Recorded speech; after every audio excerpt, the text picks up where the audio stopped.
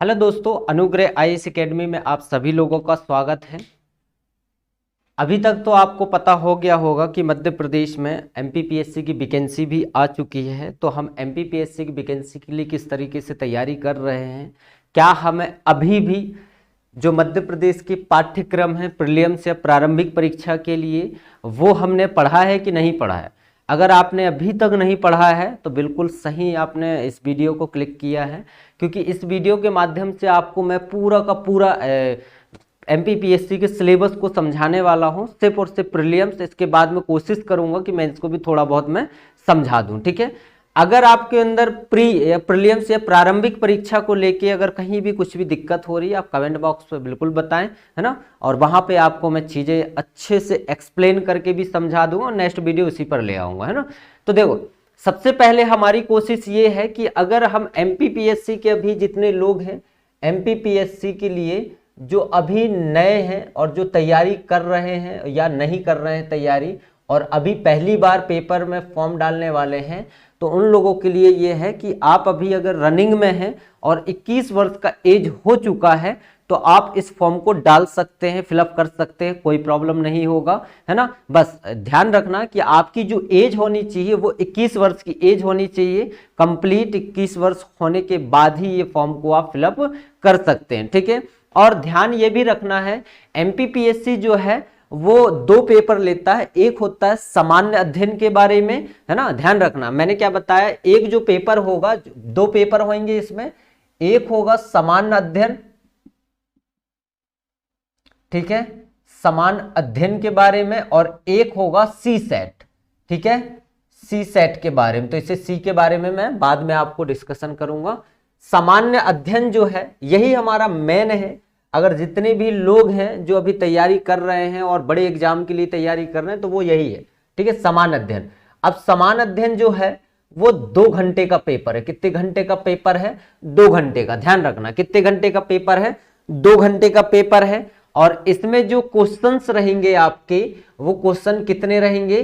100 question रहेंगे, ठीक है। कितने क्वेश्चन रहेंगे इसमें आपके? 100 क्वेश्चन रहेंगे। और प्रत्येक क्वेश्चन जो रहेगा वो 2 नंबर का होगा, ठीक है। प्रत्येक क्वेश्चन कितने नंबर के होंगे? 2 नंबर के होंगे। मतलब मार्क्स हमारे कितने हैं? अगर देखा जाए कितने अंक में पूछा जा रहा है तो 200 अंकों का क्वेश्चन होगा। ये पूरा का पूरा 200 अंक का होगा। नंबर ऑफ क्वेश्चन, अगर क्वेश्चन की बात आ जाए कितने क्वेश्चंस इसमें इन्वॉल्वमेंट है, तो क्वेश्चंस अगर देखा जाए तो 100 क्वेश्चन रहेंगे, मगर नंबर कितना होगा? 200। ध्यान रखना, ठीक है।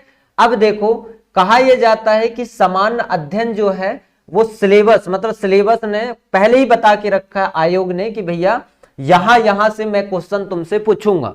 तो ये सारे के सारे टॉपिक अपने को कंप्लीट करना होगा। ये भी सेम स्ट्रक्चर है, 2 घंटे का पेपर है और 100 क्वेश्चन है, और मार्क्स इसमें कितने?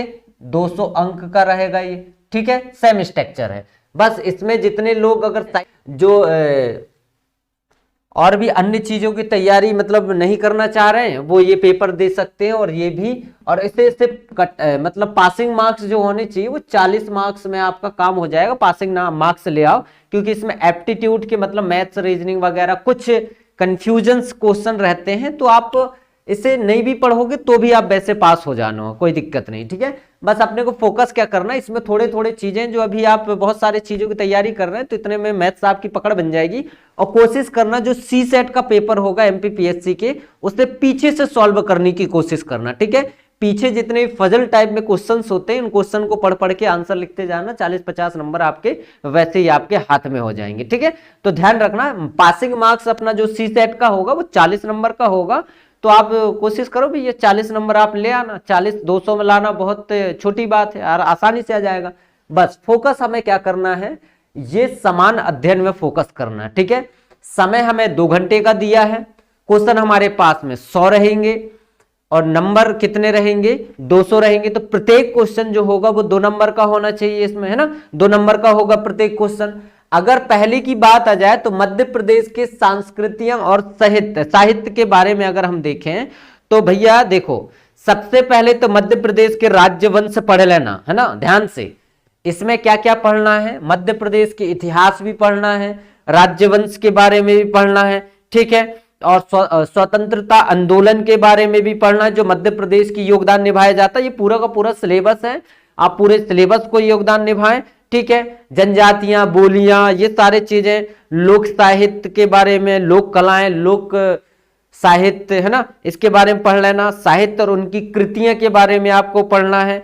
धार्मिक जितने भी पर्यटन स्थल हैं, उन सारे धार्मिक पर्यटन स्थल के बारे में आपको पढ़ना है, ठीक है। प्रमुख जनजाति जो व्यक्ति हैं, व्यक्तित्व के बारे में, जैसे मैंने बोल दिया भीम नायक, है ना, इनके बारे में, भिलाला के बारे में, तो इनके बारे में भी आपको, कुछ जनजाति व्यक्ति हैं उनके बारे में भी हमें जानना है, ठीक है। पेमा नायक भी जानते हो आप, पेमा नायक के बारे में भी आपको जानना। तो ये सारे के सारे मध्य प्रदेश के संस्कृतियां और साहित्य में इन्वॉल्वमेंट हो जाएगा। तो ये चीजें आप पढ़ लेना। कोई एक बुक ले लो, या तो आप अनुग्रह आईएएस एकेडमी चैनल फॉलो कर लो, यहीं से आपको चीजें, बहुत सारी चीजें मिलने वाले हैं। और आपके लिए मैं ऑफर जरूर बताऊंगा एक लास्ट में, है ना, बहुत जबरदस्त ऑफर है, ठीक है। भारत का इतिहास, तो भारत के इतिहास में अगर देखा जाए तो भारत के इतिहास 3 तरीके से हम देखते हैं। एक होता प्राचीन इतिहास, एक होता मध्य इतिहास, ठीक है, प्राचीन इतिहास, मध्य इतिहास और आधुनिक इतिहास, ठीक है। इन तीनों इतिहास को आप पढ़ लेना, काम आपका हो जानी चाहिए, ठीक है। 20वीं सदी याद रखना, 20वीं सदी से आपको याद रखना। और मध्य प्रदेश का भूगोल, ठीक है, मध्य प्रदेश की भूगोल पढ़ लेना, मध्य प्रदेश के भूगोल से क्वेश्चन आएंगे। भारत और विश्व के भूगोल पढ़ना है आपको, भारत और विश्व के भूगोल से भी क्वेश्चन आने वाले हैं, ठीक है। और 5वें नंबर के राज्य की संवैधानिक व्यवस्था, ठीक है। अब राज्य की संवैधानिक व्यवस्था मतलब राज्यपाल, है ना, इनके बारे में आपको पढ़ना पड़ेगा। चलो, अगर हम देखें राज्य मंडल, विधानमंडल, जैसे राज्य की है, अगर मध्य प्रदेश राज्य के हैं तो मध्य प्रदेश राज्य में आपको राज्यपाल, मंत्रिपरिषद, विधानमंडल और उच्च न्यायालय के बारे में आपको इसमें पढ़ना पड़ेगा, ठीक है।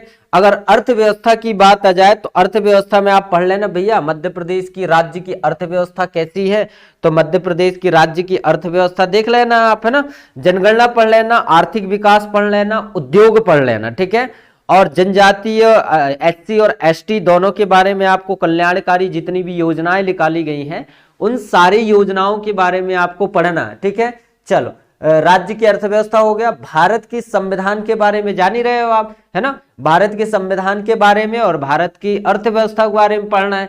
तो भारत की अर्थव्यवस्था के लिए भी आपको वीडियो मिल जाएंगे, और भारत की संविधान मतलब संविधान के बारे में भी आपको चीजें सीखने को मिल जाएंगी, ठीक है। और ध्यान इसमें हमें ये रखना है, जो अधिनियम है ध्यान रखना है ना, भारत के संविधान के बारे में बता रहा हूं, है ना। भारत के संविधान में आपको पढ़ना है 1919 से लेके 1935 तक का अधिनियम पढ़ना है आपको।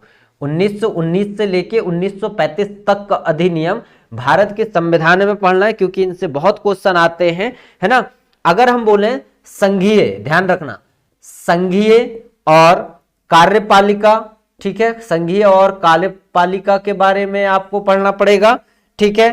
संसद भी पढ़ लो आप, संसद भी पढ़ लो, राष्ट्रपति भी पढ़ लो, ठीक है, राष्ट्रपति के बारे में भी आप पढ़ना है आपको, ठीक। मौलिक अधिकार, नागरिकता, ठीक है, नागरिकों के मौलिक अधिकार, नागरिकता भी पढ़ लेना आप। उच्च न्यायालय भी पढ़ लेना, हाई कोर्ट भी पढ़ लेना आप, ठीक है, हाई कोर्ट। अब देखो, जो अर्थव्यवस्था है, तो अर्थव्यवस्था में ज्यादा कुछ नहीं पढ़ना है आपको, रिजर्व बैंक के बारे में पढ़ना है, आरबीआई के बारे में पढ़ लेना आप, ठीक है, रिजर्व बैंक, ठीक। राष्ट्रीयकृत बैंक के बारे में पढ़ लेना। बैंक से जितने भी हैं वो सारे के सारे आप बैंक के रिलेटेड जितने भी टॉपिक हैं वो आप पढ़ ही लेना, है ना। अगर हम आयात और निर्यात के बारे में नहीं जानते तो आयात और निर्यात, एक्सपोर्ट और इंपोर्ट के बारे में भी हमें अर्थव्यवस्था में पढ़ना पड़ेगा, ठीक है। तो वित्तीय संस्था जितने भी होंगे वो सारे के सारे अर्थव्यवस्था में पढ़ना है। क्वेश्चन तो आते नहीं है बस, बट क्वेश्चन सबसे ज्यादा जो पिछली बार पूछे गए थे वो मध्य प्रदेश और पॉलिटी से ज्यादा क्वेश्चन आए थे। तो मध्य प्रदेश और पॉलिटी मतलब संविधान, भारत के संविधान और मध्य प्रदेश सामान्य ज्ञान, इन दो से ज्यादा क्वेश्चन आते हैं। पिछली बार 34 क्वेश्चन पूछे गए थे, है ना। मध्य प्रदेश भर सामान्य ज्ञान, मध्य प्रदेश सामान्य ज्ञान से 34 क्वेश्चन पूछे गए थे। तो कोशिश है कि इस बार भी क्वेश्चन अच्छे से ही आएंगे। ध्यान रखना, अच्छे से तैयारी करते रहना, और ये जितने भी चीजें आपको बता रहा हूं बस इन्हीं में फोकस करके आप तैयारी को कंटिन्यू और अच्छा बना सकते हो। ठीक है, हमारी कोशिश ये है कि आपको बेहतर से बेहतर एजुकेशन और अच्छा शिक्षा मिल सके, क्योंकि अच्छा शिक्षा मिलने से ही हमारी जॉब लगेगा, क्योंकि अच्छा शिक्षा नहीं मिलेगा तो भैया सोच लो कि जॉब हमारे हाथ में नहीं है ना। डेडिकेट के साथ पढ़ो आप। चलो, अंतरराष्ट्रीय मतलब नेशनल और इंटरनेशनल दोनों आपको करंट अफेयर पढ़ना है। समसामयिक की एक आप बुक ले लेना, है ना, तो उसमें आपको सारी चीजें आपकी कंप्लीट हो जाएंगी। सूचना एवं साइंस एंड टेक्नोलॉजी के बारे में आपको पढ़ना, साइंस एंड टेक्नोलॉजी से भी क्वेश्चन बहुत आते हैं। ठीक है, तो इसमें क्वेश्चन मैं बता दूंगा क्या क्या है इसमें। साइंस एंड टेक्नोलॉजी से एक एक विस्तृत रूप से आपको जो सब्जेक्ट पढ़ाया जाएगा, वो सब्जेक्ट के बारे में जो प्री में आने वाले हैं वो सारे के सारे आपको बताए जाएंगे कि भैया जैसे हम बोल रहे हैं सूचना एवं संचार प्रौद्योगिकी से क्या क्या टॉपिक आ सकते, इलेक्ट्रॉनिकी, ठीक है, सूचना एवं संचार प्रौद्योगिकी के बारे में भी आएगा, है ना, रोबोटिक्स के बारे में, ऑप्टिकल्स के बारे में, इंटेलिजेंस और साइबर, इसके बाद सोसाइटी के बारे में भी क्वेश्चन आएंगे, ई गवर्नेंस के बारे में क्वेश्चन आएगा, इंटरनेट तथा सोशल नेटवर्किंग साइट्स के बारे में क्वेश्चन आते हैं, यहां से ई कॉमर्स के बारे में क्वेश्चन आते हैं। तो ध्यान रखना, ठीक है, जितने भी मैं बोलते जा रहा हूं नोट करते जाना, है ना। आयोग जो है वो भारत के आयोग भी पढ़ना है, जैसे हम बोलते हैं भारत निर्वाचन आयोग, ठीक है, ये बता रहा हूं आयोग के बारे में, भारत निर्वाचन आयोग, है ना, राज्य निर्वाचन आयोग, संघ मतलब यूनियन या संघ लोक सेवा आयोग, मध्य प्रदेश लोक सेवा आयोग, ठीक, नियंत्रक एवं महालेखक परीक्षक, इसके बारे में भी पढ़ना है, नीति आयोग पढ़ना है, मानवाधिकार आयोग पढ़ना है, ठीक। अगर हम देखें बाल संरक्षण आयोग के बारे में, महिला आयोग के बारे में, एससी और एसटी आयोग के बारे में पढ़ना है, पिछड़ा वर्ग आयोग के बारे में पढ़ना है, सूचना आयोग के बारे में पढ़ना है, ठीक है। ये सारे के सारे आयोग आपको एम लक्ष्मीकांत की बुक में मिल जाएंगे, सारे आयोग आप वहां से पढ़ सकते हैं। तो ये तो रहा प्रीलिम्स के मतलब प्री से, है ना। क्वेश्चन जो है आप क्या करो, मोटा मोटा आपको मैं बताऊं, एक अच्छा चीज बता दे रहा हूं मोटे मोटे हिसाब से कि आपको क्या क्या पढ़ना है, क्योंकि ये सिलेबस जो है इसी के आधार पर मैं कोशिश करूंगा आपको बताने की। अब मेरे तरीके से आप तैयारी करने की कोशिश करो, ये तो सिलेबस है ना, सिलेबस ऐसा बोल रहा है तो सिलेबस के अनुसार ही मैंने कुछ अपना रूप बनाया है कि इस रूप से हम तैयारी करके ज्यादा से ज्यादा हम क्या कर सकते हैं, क्योंकि बहुत सारे ऐसे लोग हैं जो अभी भी एमपीपीएससी की तैयारी को बहुत हल्के में लेते हैं और कहीं भी यार कोई भी कैसे भी पढ़ा दे रहा है एमपीपीएससी को लेके, बच्चे के अंदर समझ को विकसित नहीं गेन कर पा रहा है ना। अगर जब तक आप समझ को गेन नहीं कर पाओगे तब तक आपकी एजुकेशन लेवल जो रहेगी वो डाउन ही रहेगी, अच्छी नहीं हो पाएगी, है ना। तो हमें क्या करना है, सबसे पहले हमारा उद्देश्य है मध्य प्रदेश सामान्य ज्ञान, ध्यान रखना, ठीक है। मध्य प्रदेश सामान्य ज्ञान की एक बुक खरीद लो, है ना, या तो आप अनुग्रह आईएएस एकेडमी चैनल के माध्यम से भी इसे आप पूरा कंप्लीट कर सकते हो, ठीक है। मध्य प्रदेश सामान्य ज्ञान, मध्य प्रदेश सामान्य ज्ञान में अगर देखा जाए तो एक तो है भूगोल, ठीक है, भूगोल से रिलेटेड जितने भी क्वेश्चन हैं आपको, जितने भी टॉपिक है वो सबके सब पढ़ लो। दूसरा जो है हमारा क्या है इसमें, जैसे हमने आयोग के बारे में बताया तो संवैधानिक जितने भी स्ट्रक्चर हैं हमारे इधर, है ना, प्रशासनिक की दृष्टि से, तो वो सारे के सारे आपको प्रशासन, है ना, प्रशासन स्थिति आप पढ़ लेना। इसके बाद में अर्थव्यवस्था पढ़ना बिल्कुल भी ना भूलें आप, ठीक है, अर्थव्यवस्था के बारे में भी पढ़ लेना। कला एवं संस्कृति के बारे में पढ़ना है, कला एवं संस्कृति के बारे में, है ना, संस्कृतियां, ठीक, इसके बारे में भी आपको पढ़ना है। भूगोल पढ़ लिए, इसके बाद में आपको पढ़ना है इतिहास। देखो इतिहास में आप व्यक्तित्व को हाईलाइट करोगे कि इतिहास में कौन कौन व्यक्ति कैसे कैसे कार्य को किए हैं, है ना, और ऐसे कितने व्यक्ति हैं जो जनजातीय व्यक्ति बोल सकते हैं जो मध्य प्रदेश के इतिहास से बहुत ज्यादा इनका योगदान रहा है, तो आप उसके बारे में भी पढ़ सकते हैं, ठीक है। एमपी में सिर्फ इतना ही पढ़ना है। करंट अफेयर जो है वो करंट अफेयर की एक बुक आती है मंथन करके, है ना, बड़ा ही अच्छा बुक है मंथन, तो वो बुक आप पढ़ सकते हो, बहुत उपयोगी बुक है। और कहीं ना कहीं हम मध्य प्रदेश के अगर हमने अब सारे सब्जेक्ट हमने कंप्लीट कर लिया तो उन लोगों के लिए ये है कि भैया आप एक मंथन की करंट अफेयर ले लीजिए और उस मंथन के करंट अफेयर के अनुसार ही आप क्या कर सकते हो। उसमें ऐसे भी है कि पिछले अगर आपने टॉपिक पढ़ लिया तो उसे एक्सप्लेन करने के लिए बहुत उपयोगी है वो, ठीक। अब देखो दूसरा जो हमारा सब्जेक्ट है वो क्या है, भूगोल। ठीक है, अब भूगोल जो है, भूगोल हमें दोनों लेवल से पढ़ना है। एक तो हमें पढ़ना है भारत के भूगोल और एक पढ़ना है हमें विश्व का भूगोल। ठीक है, दोनों पढ़ना है। तो भूगोल तो आप बिल्कुल ही एक बार शुरू से लेके अंत तक आप पढ़ लो भूगोल को। तीसरा जो है वो क्या है, इतिहास। ठीक है, इतिहास पढ़ लो आप। ठीक, इतिहास में आप तीनों स्ट्रक्चर पढ़ना, प्राचीन इतिहास काल, मध्य इतिहास काल और आधुनिक इतिहास काल। ठीक है, ये तीनों के तीनों आपको पढ़ना है। चौथा नंबर में हमें क्या पढ़नी है भैया, पॉलिटी, बहुत वेरी इंपॉर्टेंट, संविधान। ठीक है, संविधान के बारे में आपको अच्छे से पढ़ना है। संविधान को आप जितने अच्छे से पढ़ोगे, क्योंकि क्वेश्चन ज्यादा से ज्यादा जो प्रीलियम से पूछे जाते हैं वो मध्य प्रदेश के सामान्य ज्ञान से पूछे जाते हैं और संविधान से भी क्वेश्चन पूछे जाते हैं। ठीक है, तो संविधान के आर्टिकल कहां तक, ध्यान रखना क्या क्या पढ़ना है अपने को, 395 आर्टिकल पूरा पढ़ लेना आप। ठीक है, राष्ट्रपति के ये पूरे इसी में आ जाएंगे। ठीक है, राष्ट्रपति है ना, उपराष्ट्रपति क्या कैसे सारे कार्यकाल वगैरह आप देख लेना।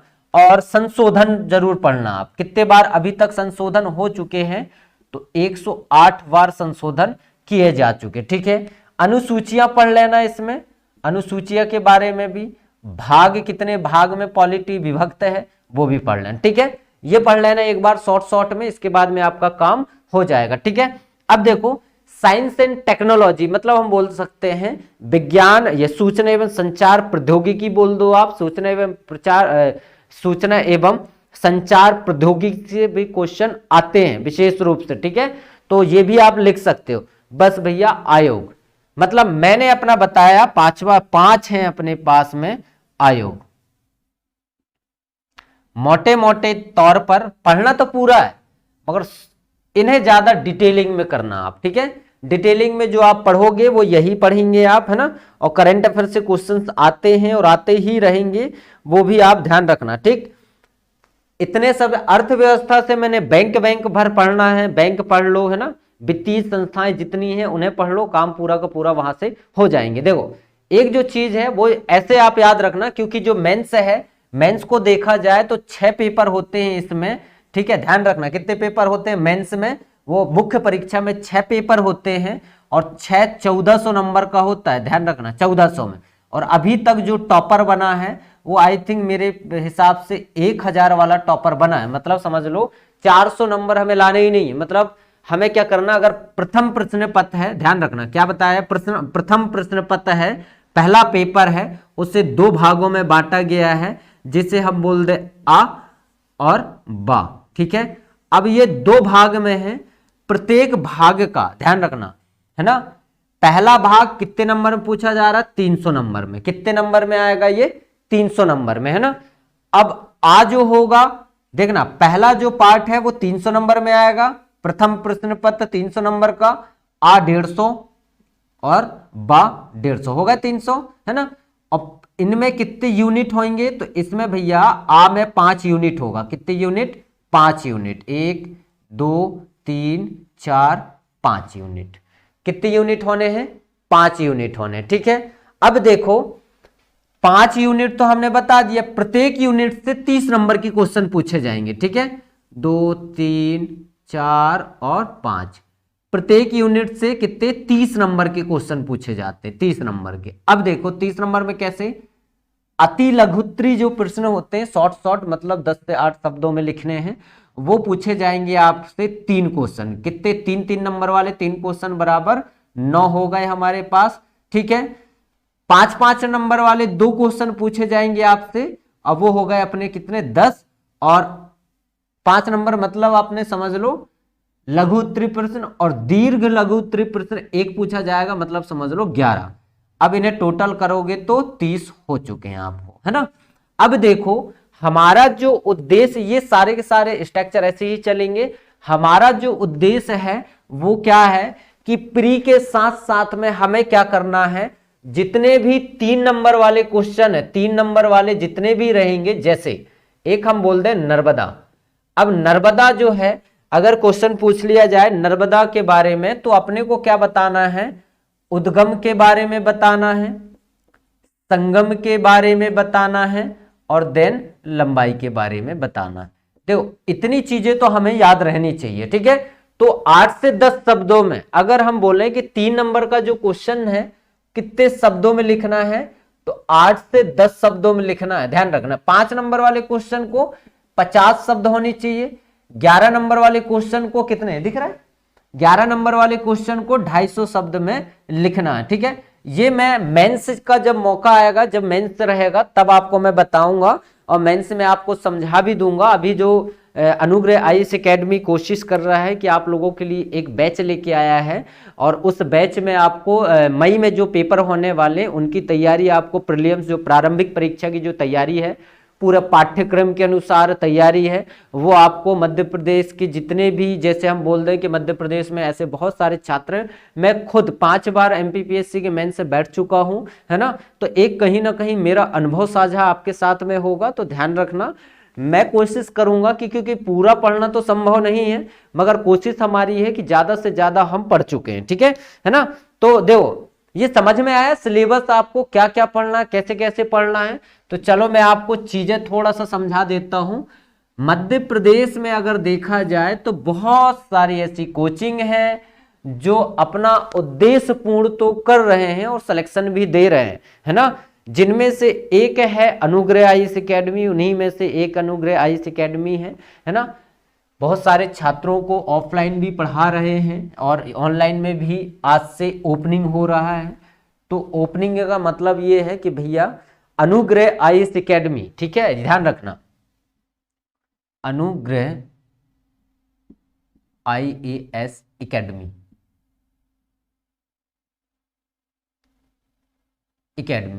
ठीक है। ये आपको प्ले स्टोर से, ध्यान रखना है, क्या करना है, प्ले स्टोर से आपको डाउनलोड करना है और यहां पर आपको एक सब्सक्रिप्शन परचेज करना है। एमपीपीएससी कॉम्बो बैच, क्या नाम है, एमपीपीएससी 2023 कॉम्बो बैच, ठीक है। इस कॉम्बो बैच को आपको परचेज करना है और इस कॉम्बो बैच के माध्यम से ही, और इसकी प्राइस मात्र कितनी है, जो आप जियो रिचार्ज कराते हैं 299, 1 साल का कोर्स, 1 ईयर का कोर्स, 1 ईयर का कोर्स कितना है, मात्र 299 है। हमारा उद्देश्य है कि हर एक व्यक्ति तक बड़े ही अच्छे रूप से स्टडी पहुंच जाए, हमारा और कोई उद्देश्य नहीं है, बस आपका सहयोग मेरे तरफ से और मेरा सहयोग आपके तरफ से, ठीक है। मैं कोशिश करूंगा कि आपको जितने भी प्रीलिम्स की तैयारी है, मेंस की, ये मेंस और प्री दोनों का है फीस 1 साल का, ठीक है। अगर कोई सोच रहा होगा सिर्फ प्रीलिम्स का भर का है, नहीं, मेंस और प्री दोनों के लिए है। मेंस और प्री दोनों में आप इसकी तैयारी कर सकते हैं मात्र 299 में। 1 साल का सब्सक्रिप्शन है, 1 साल में हो सकता है कि डेट आगे भी बढ़ा दिया जाए अगर कोर्स कंप्लीट नहीं होगा। 6 महीने आपके सीधा का सीधा, ये जो मई में पेपर होने उससे पहले कोशिश रहेगी कि आपकी पूरी प्रीलिम्स जितने भी रहेंगे वो कंप्लीट करा दिया जाएगा, है ना। और आपको आंसर राइटिंग भी सिखाया जाएगा, ध्यान रखना। अगर अभी तक आपने चैनल को सब्सक्राइब नहीं किया, और मेरा उद्देश्य है कि भैया आप ज्यादा से ज्यादा लोगों तक शेयर करो, क्योंकि हमारा उद्देश्य है कि अब हम मध्य प्रदेश में भी कम फीस में अच्छे से अच्छे तैयारी कर सकते, एकदम रेयर फीस, जितने में आप एक जियो का फोन रिचार्ज करवाते उतने में आपको साल भर का सब्सक्रिप्शन दिया जा रहा है, प्री और मेंस दोनों का। तो हमारी कोशिश कि मध्य प्रदेश में जितने भी ऐसे छात्र हैं जो कहीं ना कहीं एमपीपीएससी की तैयारी के लिए एक मोटे रकम देते हैं, तो उन सभी लोगों के लिए ये है कि भैया आप मोटे रकम देने की ज़रूरत नहीं, जितने में आप जियो का रिचार्ज कराते उतने में एक सब्सक्रिप्शन ले लो और ये 1 साल तक आप पढ़ते रहो, ठीक है। तो मेरा उद्देश्य है आपको बेहतर से बेहतर एजुकेशन देना, आपका उद्देश्य है कि आप इस चैनल को ज़्यादा से ज़्यादा लोगों तक शेयर करें। धन्यवाद, बहुत बहुत धन्यवाद, मिलते हैं अगले क्लास।